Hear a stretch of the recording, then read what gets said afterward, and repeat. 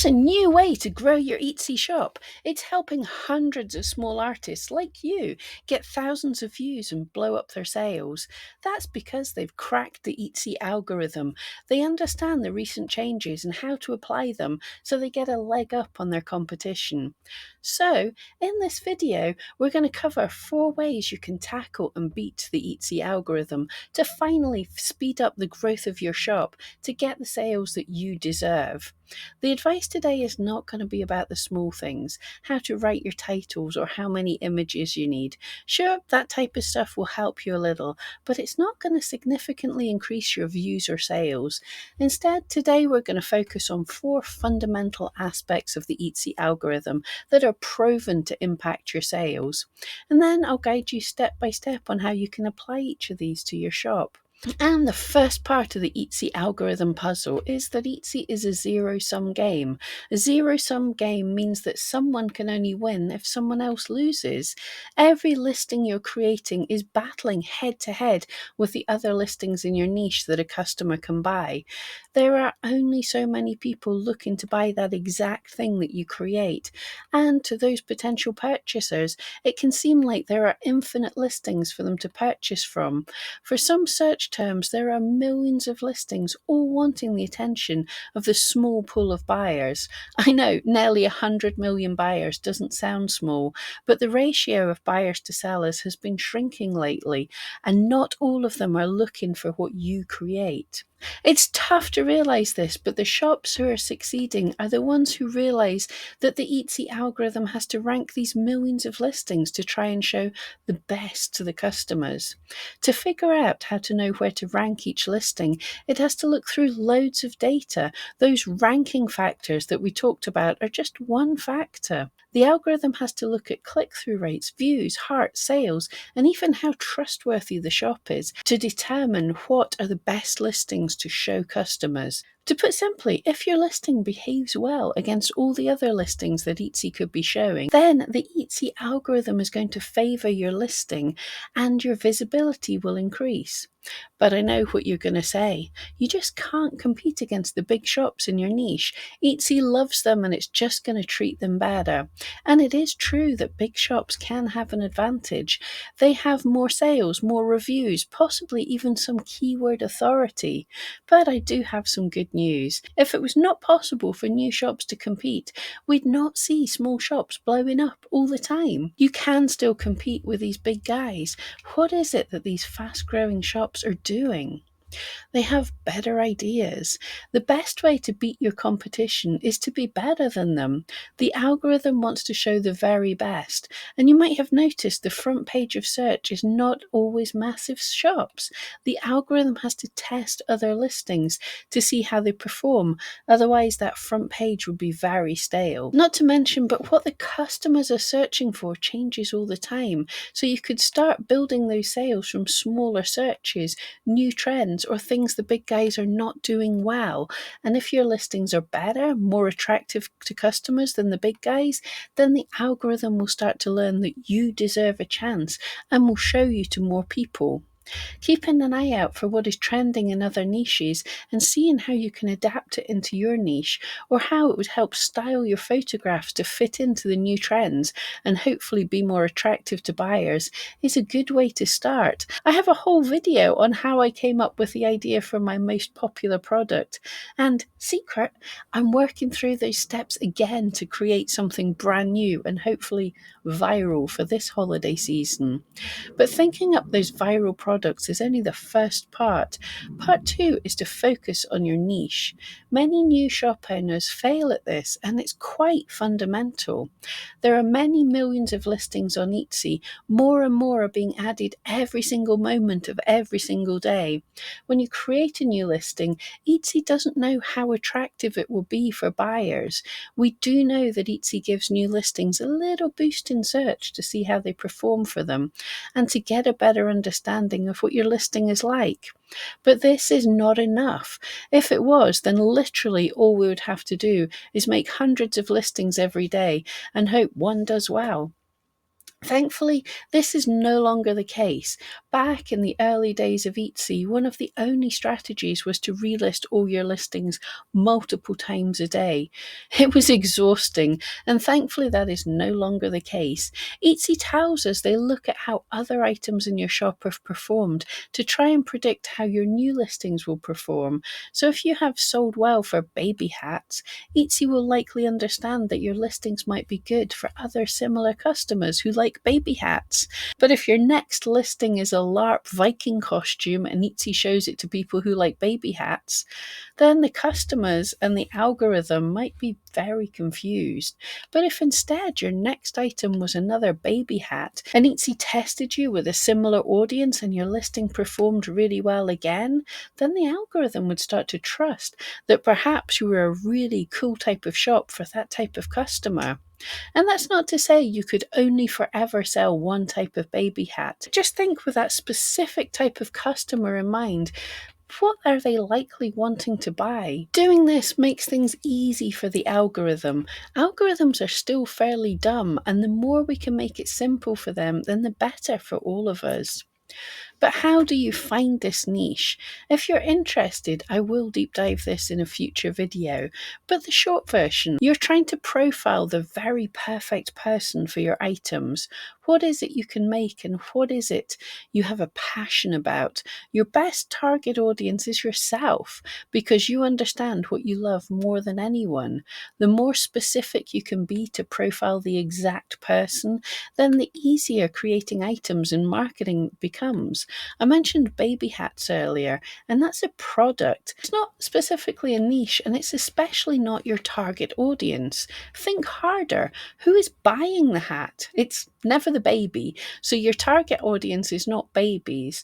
Off the top of my head, I can think of a few groups. New parents, friends of new parents, and the aunts and uncles of a similar age, or older relatives. And each of these groups is subtly different. The older grandmother may have more disposable income to spend on grandkids and perhaps favours more traditional designs and textures. The cool uncle wants something bright and funny, but the new parent may favour value for money or how well something repels baby puke. The more you dig into your niche audience, the more you can make something that's perfect for them, and the more Etsy understands exactly who your shop is for. I understand many of us are creative souls and we don't want to be stuck just making one type of thing. You want to make all the crafts, you want to appeal to all the people. But if you're here, it's because you don't just want to make the things, you want to sell them too. Take a look on Etsy. How many of the top selling shops don't have a specific niche? Now we have Etsy understanding who our items are for. The next step is step 3, conversion. This is one of the most important factors on Etsy. Obviously, Etsy is in the business of making money, and to do that, it wants to show the listings that are more likely to sell. So one of the most important things you can do is maximize conversion. Or more specifically, revenue per impression. Lots of people give really terrible advice about Etsy conversion, worrying that sharing your shop or listings link anywhere risks dropping your shop conversion and making the algorithm gods hate you. But this is just not true. Etsy cares about how your listings convert when shown in the Etsy search, and more specifically, how they convert for a specific search term impacts where they rank for that specific search term. Revenue per impression is a more nuanced way of describing things. There are only a limited number of customers searching on Etsy for any given keyword, and only so many spaces Etsy can show listings. Every listing that Etsy shows in the search is called an impression. Etsy wants to make sure and not waste these impressions by showing them to listings that sell. Convert. But cheap items convert a whole lot more than expensive items. A $1 pin might convert 100 times more than a $1,000 sofa. So if you only look at conversion, then the pin would rank higher in search if somehow they were in the same search. But if you take into account how much money the item would make per the amount of times it's shown, then the sofa might be a better bet for Etsy to show in the search. So don't worry about making listings as cheap as possible to convert the most. Conversion is more nuanced than that, and customers don't always buy the cheapest item anyway. To maximize this, you want to make sure your listing is attractive enough to get the click when shown in search. It meets the buyer's expectation with great photos, title, and price. Then, when they do click, there's nothing confusing or misleading that stops them buying. Enough clear photos, perhaps a video, clear descriptions, and policies.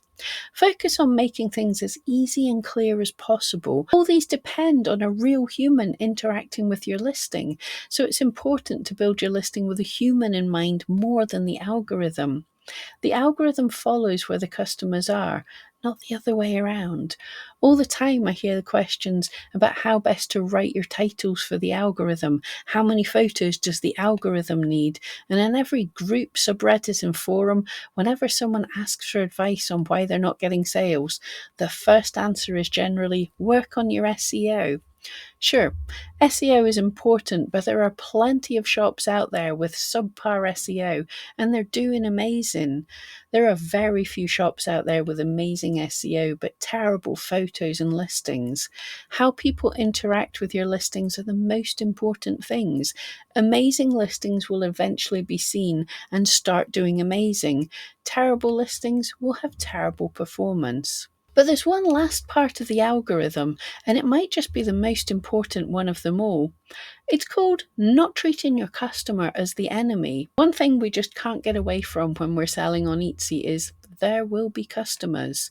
And dealing with customers really does suck. People can be vile. But if you spend too much time listening to the horror stories about customers, how they're ripping off sellers and they're just terrible people, then you are going to fail on Etsy. Because what starts to happen is you start seeing your customers as the enemy. Every message is a new way they're trying to scam you. I wish I was kidding when I say to you that I see people overreacting to a message from a customer that just says, hello.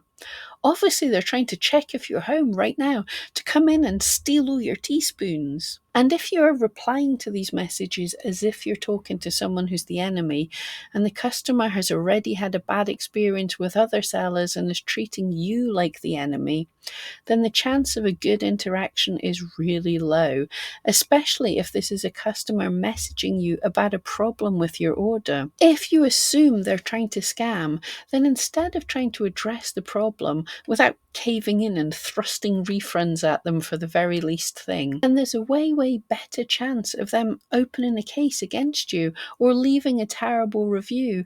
And if you get enough of them, then the algorithm will start hating you. Actually being a bad shop to buy from Etsy's point of view, is worse than people not clicking on your listings when they see it in search.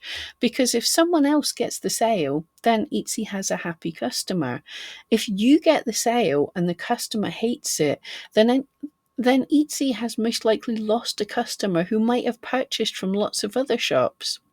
It's actually not all that difficult to have great customer service and turn monsters into purring kittens. Well, most of them. You can't please everyone, but bad customers are in the minority. You only hear about them so much because there are so many sales every day on Etsy, and some of them will be nightmare transactions. But if you have a plan in place for what issues customers might have, don't assume the worst and have compassion for the issues, then most of the time you can make the customers happy. If you want to hear some specific examples along with some stunning Scottish countryside, then check out this video. The Etsy algorithm is not easy to predict. This is because it's not just the things you can do for the algorithm, but it's mostly based on customer behavior. And people are weird, but if you focus on these things, then you have a much better chance of getting the algorithm to love you.